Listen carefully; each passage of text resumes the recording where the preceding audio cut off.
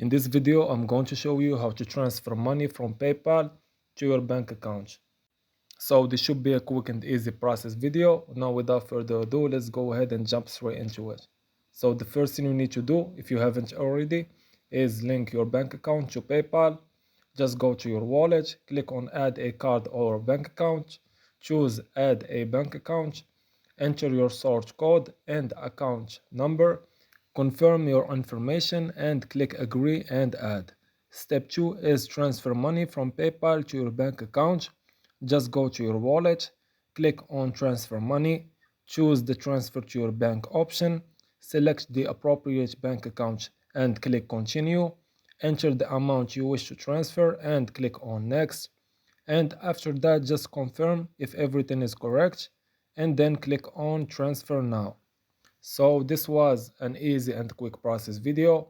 As always, thank you for watching.